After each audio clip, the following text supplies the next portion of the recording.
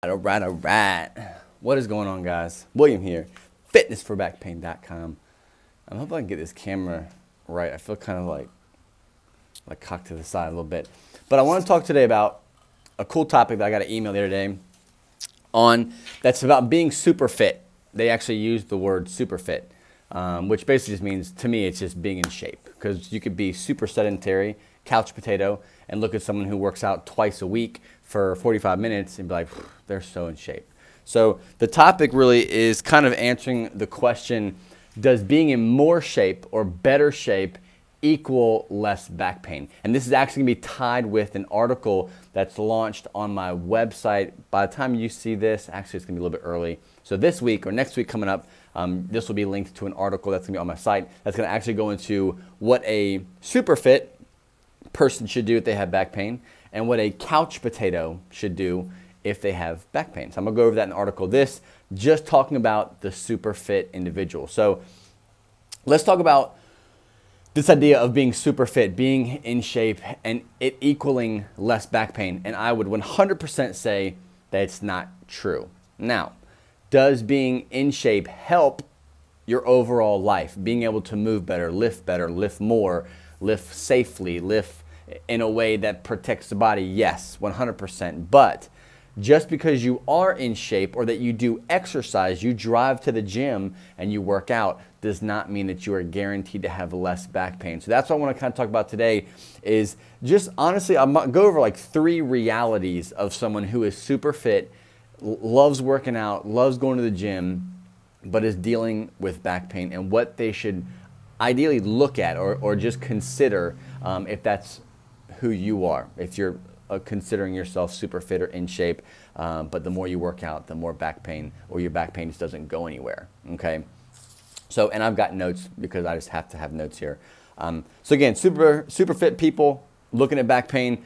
My number one, okay, this is my tip, number 1 tip for someone who is super fit and in or is dealing with lower back pain is to stop working out. I know that's crazy because fitness for back pain means I'm supposed to work out, I'm supposed to exercise, and that's supposed to help my back pain. So when I'm telling someone who works out all the time to stop working out, it's simply because you can't, it's very hard to tell someone who loves working out, let's just take a CrossFitter, because it's weird because a lot of times I'm talking to people who are like gung-ho CrossFitters and it's so hard for them to not get their workout in, but it's so hard for them to keep going because of their back. So, and you tell these people, hey, let's just try to take this out or take that out. But they don't like going to the gym and being limited on what they're going to do. They want to go to the gym, hit it hard, do whatever the watt is of the day. Or if you're not into CrossFit, you just love working out 4 times a week after work or before work, whatever your routine is, you love doing it. So telling you, listen, let's just stay away from this exercise or that exercise.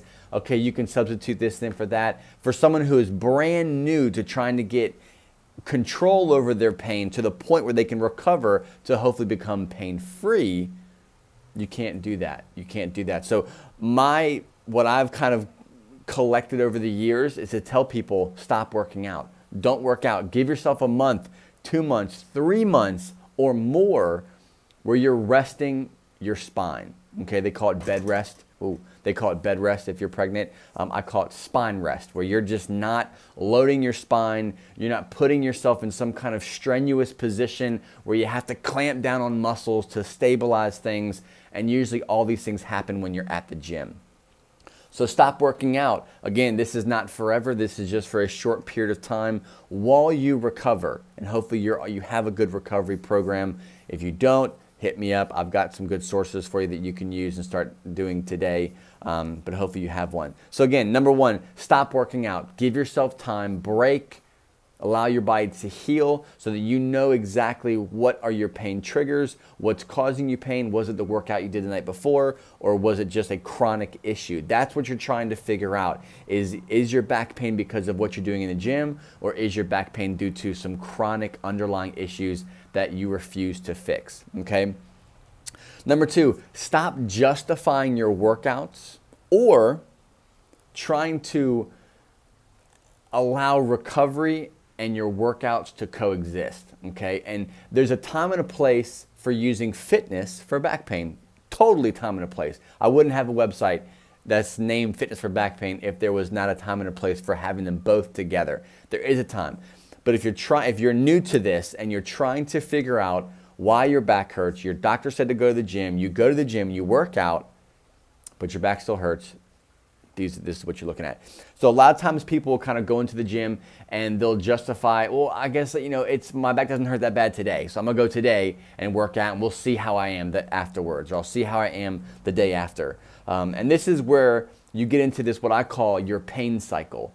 You wake up every day and you get onto this pain cycle that goes around and around and around and around throughout the day, whether it be because of your job, because of your workouts, because of your mechanics, whether because of your poor habits of everything you do on a day, whatever that is, your pain cycle is individual to you. You can't blend your workouts with your recovery early on, okay? It goes back to that number one, stop working out. That means no working out at all. Give your body rest, give your body a break, allow the muscles that are constantly sore and knotted because of the intense workouts that you do, allow them to release. Allow all that soreness and lactic acid and all that crap that causes stiffness to exit the body. Allow your body to flush itself. Give yourself time off to flush it. Now we're back to the recovery and working out. Don't try to put them both together, okay? Because ultimately, if you're trying to recover, you're trying to figure out what your pain triggers are, what's causing your issues. So when you're trying to justify your workouts because working out is healthy and my doctor said to work out, but my back hurts and I can't get to stop working out, or I can't get to stop hurting, this is where you have to separate those two. You have to separate recovery and working out. So justifying it because it's healthy, because your doctor said you need to start working out more, or because you just go to the gym 5 days a week and you just can't drop that habit, although your back hurts. Like, you can't just have that, okay? Number two, actually this would be number three, you've got to come to terms with making a change in your routine. So you are super fit. You go to the gym. If you go to the gym 3 times a week, I would consider you super fit, just because that's great. That's all you need is 3 times a week. 3 times a week, 45 minutes to an hour. That's all you really need to be in shape, to do great things, to be healthy.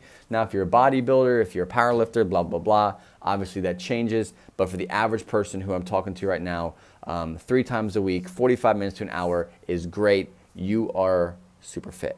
So coming to terms with what the change you're going to have to make, okay? So let's take squatting, let's take deadlifting, let's take all the exercises that you read in magazines and all the Instagram pros and the people who make great content online who are just saying squatting is like breathing and deadlifting is like breathing and you must have all these in your program.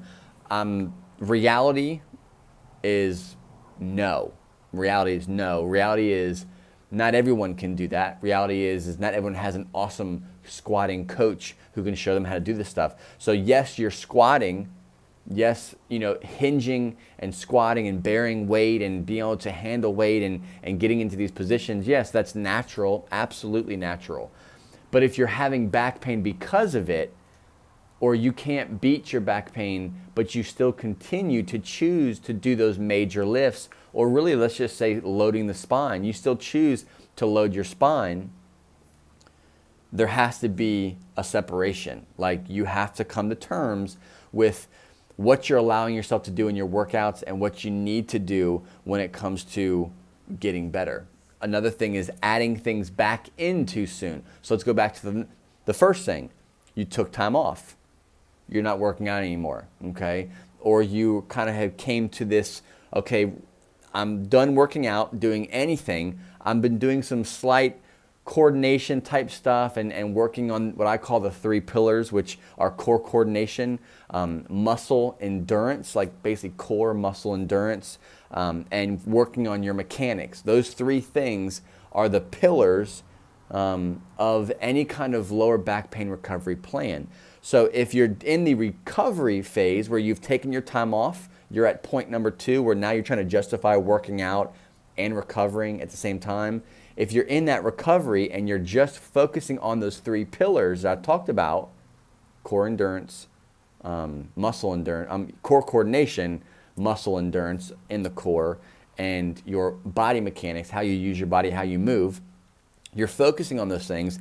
Now we're at point number 3 where you're adding things back in too soon. You don't want to, okay, I feel great. This week's been awesome. I've had a month off. I'm itching to get back in the gym. This stupid core coordination stuff is boring. Yes, it's working, but it's boring. I want to put weight on my back. I want to curl weight. I want to do whatever, push-ups around with chains around my neck. Whatever you want to do, if that's you, okay? The issue that I see a lot in students that I work with is they try to add things in too quick because they've been pain-free for a week, a couple days, 2 weeks, 3 weeks, maybe even a full month. Their pain is like, it went from 90% pain to like 30% pain. That's freaking awesome. That's great. You're doing good. Keep it up, okay? The problem with that is, though, is you jump in too quick, okay? Because you can do, let's just do a light squat workout. Let's do a light deadlift workout. Let's do some lunges. And this time, instead of doing 90 pounds in each arm, we'll do 50 pounds in each arm. And I'm gonna lunge a bunch to get my legs sore and have a good workout. Okay, you may feel good after that. Back may not hurt, but you're like, that felt good. I didn't hurt that bad. Let's do it again. So the next week, you're repeating yourself. Now you're doing it again, and you build on this pyramid of just workouts over top of poor structure still, poor foundation, which leads to issues down the road. So you're going to find yourself, let's say 4, 5, 6 months later, back in the same boat. And that's what I'm trying to fight with you, is to teach you to, which is extremely hard, be patient, wait, recover, don't add things back in too soon. You know, do your due diligence when it comes to your recovery and what you have to do to make things happen. And just wait. Patience. Patience is probably one of the hardest things to come to terms with when it comes to recovering from chronic lower back pain, because it takes freaking time. It takes time, okay? So again, kind of going back into this, adding things back in too soon, like you're trying to get back into squatting for some reason, because squatting is just, it's breathing apparently to the fitness industry. So you're trying to get back into squatting, or you're trying to get back into doing curls or tricep extensions or any kind of exercise. It's crazy. When you truly have a disc issue, I ruptured my L5-S1, the disc in between those 2 vertebrae, ruptured it. That means it's basically almost bone on bone. It's crazy how simple curls can irritate your back, especially if you've had chronic issues for years and years and years. You've just swept under the rug, you didn't care, you didn't whatever. So your body has created this stiffness around this weak area, from what doctors call it. And it's just issues, and after issues, it's after issues. So heed my warning from someone who has dealt with lower back pain for 6, 7+ years, chronic lower back pain, who has chosen not to do surgery or do medication, and to beat this naturally with working out, and who has gained massive control over their lower back pain. Take this from me, because this is what I preach to my students. This is what my students are going through and what my students are having to learn. It's very hard, but they're learning it. Don't be in a rush. Again, it's coming to terms with your situation. Don't be in a rush to get back into it, okay? You're in shape, but I promise you, years and years and years of being pain-free or having control over your pain more than you have control over it right now is way more worth it than making sure you see your buddy at the gym, or your friends at the gym, or your family at the gym, whatever it may be, whoever you work out with. Your future with your kids, with being in your garden, working out, cutting the grass, building a shed, whatever you do for fun on the weekends, or whatever your hobby is, hiking, it's way more worth it to do it pain-free, or to do it without having to deal with massive amounts of pain medication just to get by, okay? So I'm gonna cut that short because it's almost 15 minutes into this thing. And this is just a piece of this article. I'm actually gonna talk about, I've covered the super fit section. The article is gonna break it down a little bit more, more of like a highlight of what we kind of talked about today. But I also give you an entire section of couch potatoes, people who don't work out and why you have back pain. what to do. You have a super fit person and a couch potato. If I sat them down together and I said, okay, on your mark, get set, go. Who's going to do what? What should you do first and second and third and fourth and fifth? What are you going to do? And I'm going to cover that. And it's super cool. It's super fun. It's exciting. I know back pain isn't really exciting, but it's exciting to me because you can beat it. And I know you can beat it because I'm doing it and I've done it. So that's all I got to say. I appreciate you watching this after the fact. Again, this is going to be linked to an article. Check it out. If you are new to this channel, I just moved to Florida from Virginia. So it's like short sleeve weather, and it's December, I don't know, December like 15th or something like that. So it's freaking Christmas time, and it's hot. I'm sweating. Anyways, if you're new to this website, check out the website. If you're new to this channel, check out the website, fitnessforbackpain.com. You can get connected over there. I've got an inner circle that I talk to on a weekly basis with just content, tips, tricks, programs, whatever it may be. Get on that program, get on those, get those free things I have for you over there. Subscribe to this channel. I'm going to try to do more stuff in the new year. 2018 is hoping to be a big year for Fitness for Back Pain, just content-wise, on what I'm stretching myself out and trying to do. So subscribe here, click the button, share the video, comment, like if you have a question. If you want me to answer your question specifically, just email me, fitnessforbackpain@gmail.com. Check out the site, fitnessforbackpain, fitnessforbackpain@gmail.com. Thank you so much, guys, for watching. I'll talk to you later. Peace. I sure hate turning this off. And let's stop.